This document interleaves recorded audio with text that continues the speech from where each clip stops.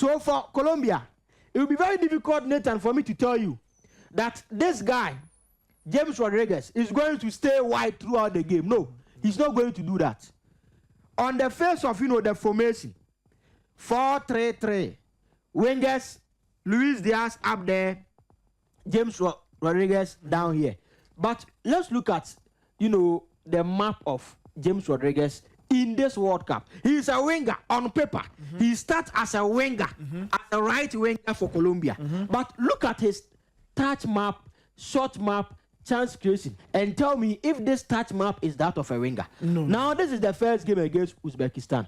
He's a winger who is supposed to be here in this zone. Have you seen the zone? But look at where he is. All over. All over. He is all over. It means that he's not going to stay at one area. That dynamic fluidity that I'm talking about will work in their game. Now, this is DR Congo against Colombia. Now, once again, let's look at the positioning of James Rodriguez, who is a winger for this team. And then the last game is, against Portugal. Yeah. This one too, let's look at his movement. So clearly, per where he gets his touches, he is not one player who is stationed at a particular zone. He moves a lot. And then you see, that is why Ghana should not try to follow them whenever they are moving. Because if you follow him, you will miss your position. Because for Ghana, we must maintain it. I'll get to Ghana, but we must maintain it. Don't follow them. Nathan, let's look at a very interesting stat here. You see, the green dots are chances created from or by James Rodriguez. With chances created by James Rodriguez, he's created only one chance inside the box. Only one. One chance. Inside the 18-yard box. Now, for most players, Nathan, they create chances inside the box more than outside the box. But let's look at the game against DR Congo. He created a chance here, very close to the center line. He created two chances here. Now let's look at the game against Portugal. He created a chance in his own half. In his own half. Now he created one here, one in this arc, and only one in the box. So it tells you one thing, that for James Rodriguez to create a chance for Colombia, he doesn't need to come inside your box to create those chances. So if you are not very compact in your defensive unit, in your defensive block, no matter where he is, he can create a chance.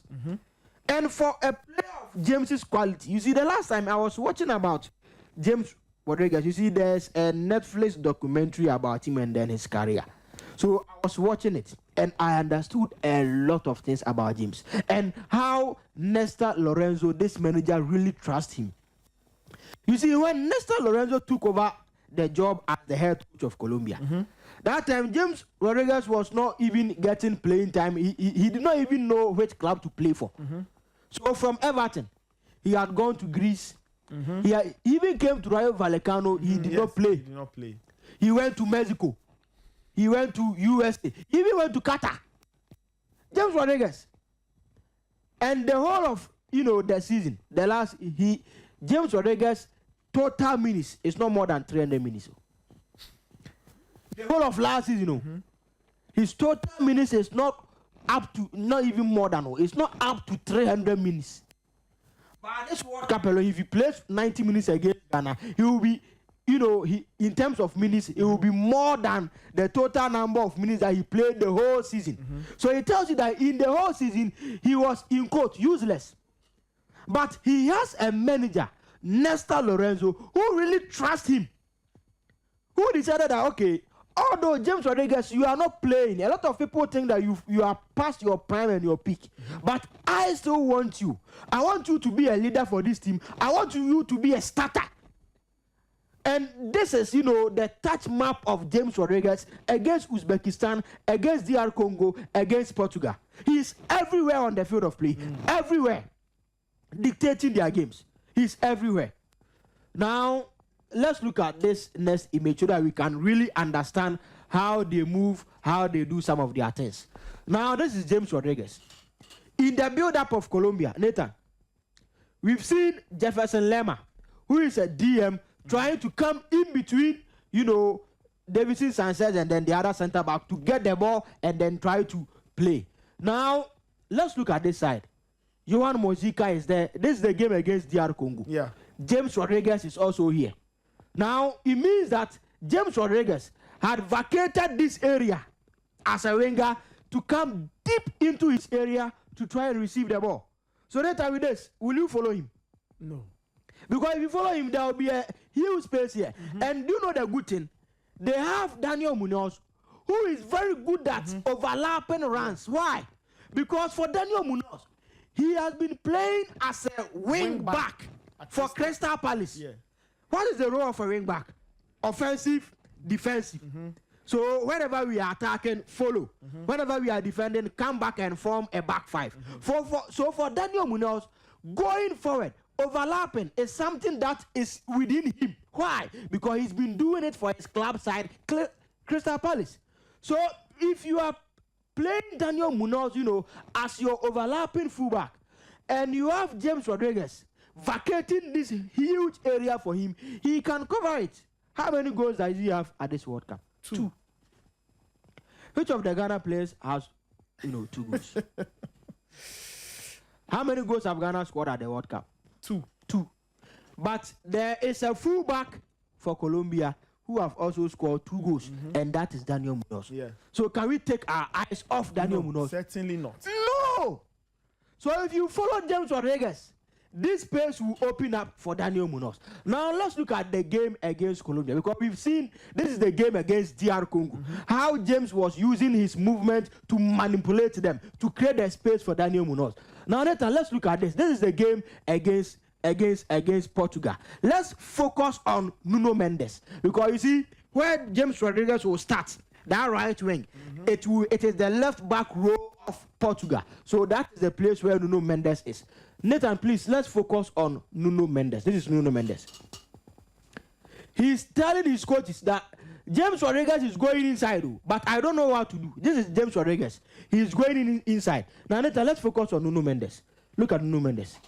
Have you seen it? He's telling his coach that, coach, James Rodriguez is going inside, but I don't know if I should follow him or not. Let's look at him, Nuno Mendes. And James Rodriguez indeed went inside, received, and as soon as he receives, he is going to look for a runner and then locate him with a ball. So they switch a lot. They switch a lot, and most of those switches comes from James Rodriguez. His ability to come inside, receive the ball, it is still there. And that is why Nestor Lorenzo decided to take James Rodriguez to this World Cup, even though most people felt that he has passed his prime. So for Ghana, please, let's not view James Rodriguez and this Colombia team that, Rodriguez is past his prime. No. That would be a very, very big mistake. Treat James Rodriguez as the James Rodriguez of Bayern, as the James Rodriguez of Madrid, as the James Rodriguez of Colombia in the 2014 World Cup. Yeah. So that we can really be aggressive and defend very well. So that we are not going to be complacent. Because if we decide to be complacent, James, he's going to give just one splitting pass and we'll be done. And his movement is very, very important. How he tacks inside from the wider areas, leaving your fullback with nothing to do, helpless. It's very, very important. The manager said something about James. He said, now James walks a lot, but he thinks faster a lot. It means that previously, when James was James, he will be aggressive in the game. He will walk. He will be always on the move. But in terms of intelligence, he did not have it as now. But now the coach, Nestor Lorenzo, is telling us that James Rodriguez walks a lot. But he thinks faster. He thinks more. Reminds me of something Johan Cruyff Yeah. said about football being a mental game. Mental. It says football is played with the brain. Your legs just carry you They are the tools. around the pitch. They are the You don't tools. play football with your legs. No. You play It's with your brain. Your legs just move you around. Yeah, they are the tools. You see, last time I was monitoring the stats of all the midfielders at this World Cup. 618 midfielders. Do you know the midfielder who has walked a lot? In fact, in terms of distance covered, he's the least. It's Messi. Out of the 618 midfielders, Messi, in terms of distance covered, is placed 618th. Which of the midfielders have scored more goals than Messi? No, none of them. Yes. In terms of goals scored, he's the number one. Yeah. In terms of distance covered, he's the least. What does it tell you? He walks a lot, but now he thinks faster. He thinks more. And Nestor Lorenzo is telling us that he has a similar profile in James Rodriguez. So Ghana, let's not sleep on him. This Colombia job is possible, but it is very difficult. When I get to what Ghana must do, I'll explain that. Okay. Now, that is it for their, dynamic fluidity. Now, let's look at their positional versatility. Because I've told you that since the team that plays relational play, they are not going to stick to just one position. So, I've spoken about their dynamic fluidity. Now we are going to look at their positional versatility. And that is, the ability to have a lot of players to play in, many positions. Now, if you are looking at this is Jefferson Lerma coming in between their center backs once again to receive the ball and play. We saw this same pattern against DR Congo. This is the game against Portugal. Yeah. Jefferson Lerma is doing the same thing. So that job that Ghana gave to Thomas Partey against Croatia, it is Jefferson Lerma's job to do the same work for Colombia. So if you are Ghana and you want to stop them from successfully building from this line, if you want to stop them, you can keep just one player, because in this game I'll suggest a 4-5-1 for Ghana.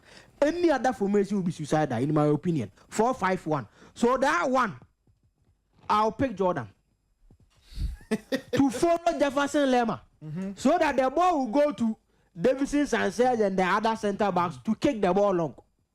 Because obviously they don't have that ball playing ability like Jefferson Lerma. And the reason I'm saying I'll pick Jordan is simple. In our last games against Croatia and even against England, in our forwards, Jordan is part of the leaders in terms of presses, in terms of players who presses a lot. In the Ghana team, Jordan Ayew is part of the forwards who press a lot. So if we want a forward to press Jefferson Lerma, I'll go for Jordan. Okay. Have you seen the reason? So I'm not putting Jordan there because I want Jordan to go and create a chance. Yes. Or I want Jordan to go and score a goal. No. I'm putting Jordan there to stop Jefferson Lerma from progressing. That role that we gave to Thomas Partey against Croatia, Colombia gives the same role to Jefferson Lerma. So I'm putting Jordan Ayew there to stop Jefferson Lerma. So that is how I'm going to judge Jordan Ayew. I'm not going to judge him, oh, Jordan did not pass the ball to this guy. Oh, Jordan did not score this goal. No. I'm rather going to judge Jordan based on how effective he will be on stopping Jefferson Lerma, because this is one of the ways that they do it. Now, in this game, instead of Daniel Munoz, they decided to play with Arias, Santiago Arias, and then at the left side, they decided to play with Machado instead of Joan Mojica, my good friend Joan Mojica. Now, looking at Machado Arias or even Daniel Munoz, Joan Mojica, it's the same thing. They come forward a lot whenever they are attacking. So this forms the base of their back three as the anchors. The other players act as the floaters. Okay. So this back three, Jefferson Lerma, Davidson Sanchez, and Lukumi, these three guys form the back three. All of the other guys, they are floaters. You can go anywhere. Anywhere. And that is the positional versatility in the Colombian team. Okay. They move a lot. They move a lot. John Arias moving here, Luis Diaz, James Rodriguez, whoever, they move a lot. And they are very good at doing that. Now, let's look at this image too, Nathan. For a team with relationism, who can also combine long balls, it's rare. I see. For a team that builds based on relationism, and they have the ability to also play the long ball, it's rare. Do you know the reason? No. Because relationism, as I said in the beginning, wants close proximity. So the players must be close so that they can pass. But for Colombia, yes, they will let some of the players be close so that they can pass.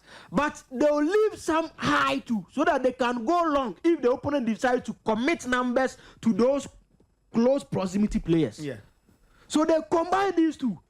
And you see, analyzing Colombia, I wasn't surprised that Spain's coach said Colombia is a force to reckon with at this World Cup. That Argentina's coach said Colombia is a very good team, and to him, they are even part of the contenders for this World Cup. I wasn't surprised that Edu Aguirre said Colombia people should look out for Colombia. Because they are able to do a lot of very good things in the game. And to me, this is how they play. Very close, but James Rodriguez, those switch of play, very, very important. The switches. Their switch of play, super, very, very important.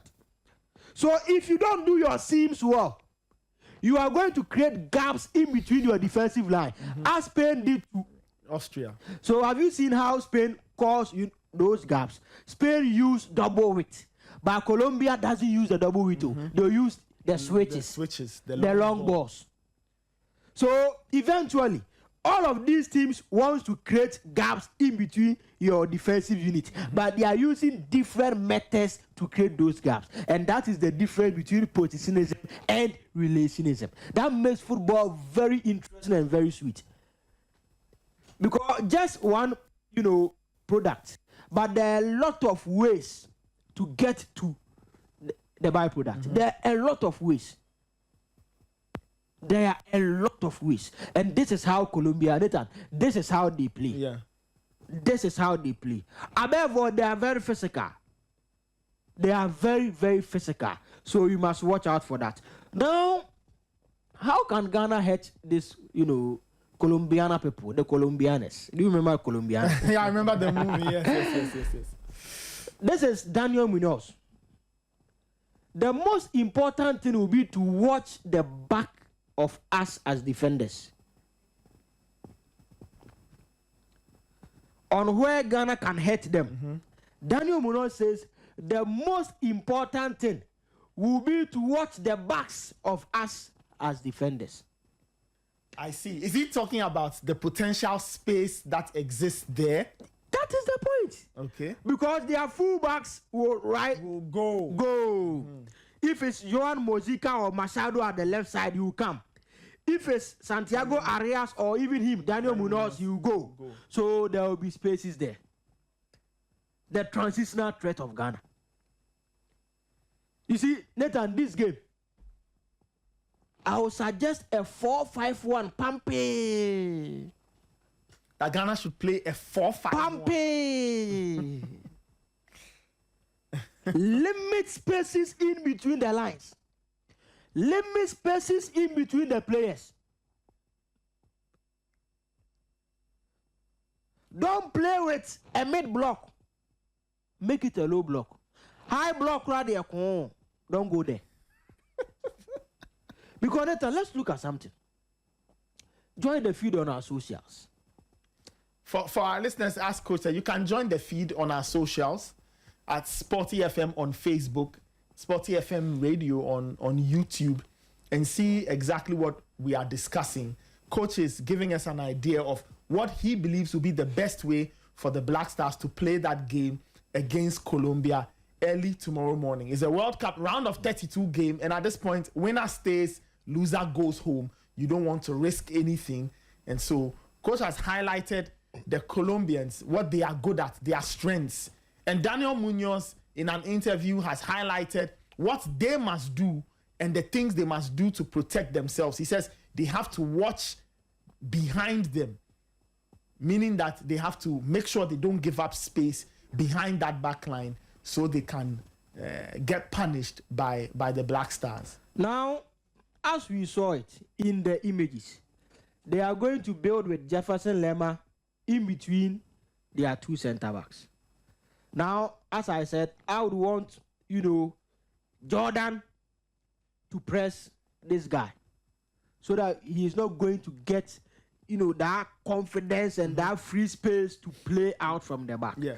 Now, looking at this, Nathan, I am suspecting that, or no, I am suggesting that Ghana should play with a 4-5-1. And with our 4-5-1, very important place is this. In between here, the defensive line and the midfield line, this space. In between the defensive line and the midfield line. This space. That the gap that exists between those two lines. Very close, very compact. Very, very close, very compact. Don't give them the spaces there. And let me add this. Colombia also likes shooting from distance power. And especially watching Ghana, Croatia, and they saw that we considered from there, they are going to try it again. And they like, go and watch Colombia, Uzbekistan. Colombia, even DR Congo. How Lionel Mpasi made a lot of saves. Because for Colombia, most of the time they were shooting from distance. Why? Because Congo was defending deep. So Colombia, you see, one thing about Colombia, they struggle when they must play in those tight spaces and create. Because as I said, they don't have that profile. It is only James Rodriguez who can do that. But even for James, Nathan, when we were looking at his stat map and all those things, we saw that he creates from distance than closer to the box. Close to goal. And that is why I'm saying Ghana should not go for, a mid-block. Because if we decide to come forward like this, to play with a mid-block, defending around this central area, it means that there will be this huge space behind us. And James Rodriguez have shown us from his graph that he can, create from even this distance. So with that, he will just drop inside, receive the ball from Jefferson Lerma, and then his long passes will come. And that is why I'm suggesting that Ghana stay within your block very deep. So Ghana must work on two things: defending at the edge of the 18 and then defending in the box. It is two different things. Let me explain this. Nathan, defending at the edge of your box and defending inside the box, it is two different things. Different. At the edge, you need this line, that line, and then a forward line player. So 4-5-1. But once it gets to the box, you need numbers to defend the box. You don't need these lines again. You don't need a shape. You need numbers. And that is what I am saying, that Ghana must train a lot on defending at the edge of the box and defending inside the box. It's very, very important. Ghana should go into this game with the mentality that, okay, we should play the game as if we already have 1 goal lead. You see, if Ghana has 1 goal lead under Carlos Queiroz, what are we going to do? We'll defend. So let's go into this game as if we have 1 goal lead. Let's defend. That is the only way we can beat Colombia. If we open up a little, as we did against Croatia, they might beat us at least 3 goals.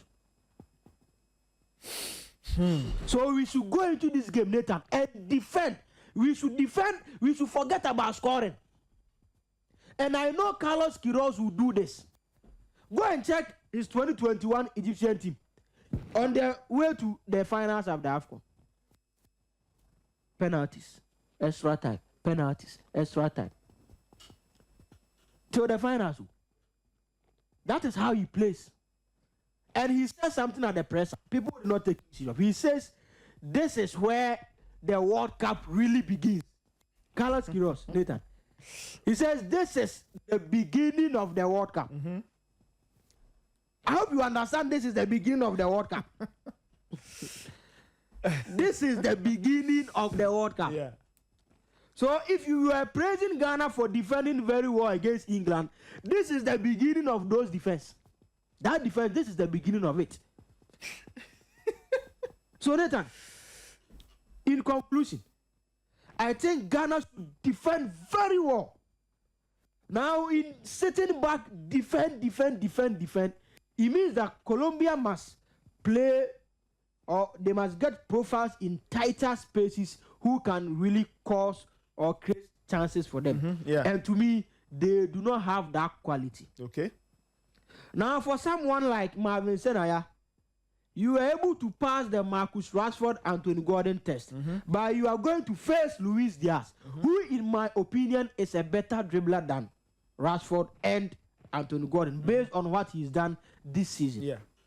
So if you are able to do it against England, don't be swollen-headed and say, oh, then I'll be able to do it against Luis Diaz. No. You must do it times 2. That is why I said the Ghana game against England and the Ghana game against Colombia, whatever it is that we did against England, we must do it twice against Colombia. And to me, Nathan, if we do that, we stand a chance of beating the Colombian people. It will be a very good game. It will be a very, very good game. It will be a game I'm expecting Ghana not to take the ball for anything, not to think about the ball. And you see, yesterday on the Copa Mundo, I was explaining the training that Ghana did. You see, they did a tactical training session. Yes. But they did not post it. Obviously, they are not going to post it. Nobody's expecting them to post it. Because even if it was me, I won't post it. That is not the norm. You should not post it. So they did very well by not posting it. But you see, they decided to post all the areas of the coach. So in the video, they focused their camera on Carlos Queiroz alone. But I analyzed that video yesterday on the Copa Mundo show. Okay. Do you know what Carlos Queiroz was teaching them? He was working on this line, the defensive line. And he gave yellow names to Thomas Partey, Kwesi Sibo, Calibrienchi. So I'm suspecting that this will be, our 3-man midfield, because he was really with them. And Nathan, you know that he was working on the seams with them. He was working on the seams. And at a point, they were getting it wrong. So he stopped the training. He stopped the training, and he himself was doing the seams to show the players. Yeah. And that is why when we were doing the Spain analysis, I told you that beating those teams, your defensive line must know how to do the seams and your midfield line as well. Yes. So I'm very happy. And I was very happy when I saw that Carlos Queiroz was working on our midfield line in terms of the seams, the shifting. Because against Colombia, we are going to need it. Because if they get those spaces here, they will shoot. Because they like to do it from distance. And there's one thing about defenders. To date, I don't understand. Why is it that if a player has the ball in front of you, the defender wants to trust his body and put his body in the line of the shot rather than engaging? And if there's a player who really does that, is Van Dijk. So most of the time, when they create, those memes, Van Dijk will be doing this. Yeah. And why? Because if you engage, it means that the player who is about to shoot must dribble you before he can shoot. Yeah. And there are a lot of players, 1v1 dribbling, they are not very good. Yeah. Maybe if it's Messi, I'll never advise you to, go in a 1v1. Or Lamine Yamal, he will dribble you. Yeah. But there are other players, come on, they cannot dribble you. So just engage them so that your players will cover for you. And to me, I think Ghana must really defend very well. Now, Nathan, to me, our only way of getting a good result against Colombia is defending as a unit. 4-5-1 or 4-1-4-1, which is a variation of the 4-5-1. Defend. Ghana to play this game as if we are leading by 1-0 already. As if it's a double-legged affair. We won our first leg by 1-0. We are going to defend. Just defend. You just defend. There will be that one chance that you can score. You see, in football, Nathan, defending is easy than constructing an attack. Do you believe it? Defending is easier than constructing an attack. And let me give you a scenario. Demolishing a building and building it and building the. Of course. Which one is easy? Demolishing it is easy. So it's a general life principle. Destroying something is easy than building it. It's a general life principle, Nathan. Destroying something, it is very easy than building. That is why a lot of people can destroy you. Oh, Nathan, what is it? What is it? What can we destroy you? But can that person build himself to the level that Nathan is? No. So building is very difficult, but destroying it is very easy. Good news and bad news. Which one spread faster? Of course, it's bad news. Yeah, so destroying the attack. So destroying the attack of Colombia is easy than Ghana trying to go and build. Ghana trying to go and possess. Ghana trying to go and open up to score. That is difficult. But sitting back and destroying the attack is very easy. And that is why I'm saying Ghana must sit back. Defend. Do the easy one, which is destroying the attack of Colombia. Definitely, there will be one space behind them. And once that space opens up, we are done. Now, first go, so they are. And then Colombia must, stop playing the game. So it will be a very good game. Very, very good game. We've analyzed how Colombia, how they place their threats and all that. And I think that if Ghana decides to play in a usual 4-5-1, very compact, sit very deep and defend, we will have a chance against them. Other than that, they are a very good side, please. They are a very, very good side. When, in the group stages, a lot of Ghanaians were saying, oh, we want Colombia, we want that route, we don't want Portugal, we want Colombia. So to some, Colombia is easy, but it is not. Because for a team who the Spanish national team head coach is praising, for a team who the Argentine national team head coach is praising, for a team who Eddie Agua is praising, it means that they have something about them. And today we've analyzed how they use their relationism to create a lot of chances, how positional versatility, how dynamic fluidity, how they use some of these things to their, to their advantage. But as I said, if Ghana stands a chance, it will be by destroying the attacks. Defend deep, defend, and try to hit them on the counter.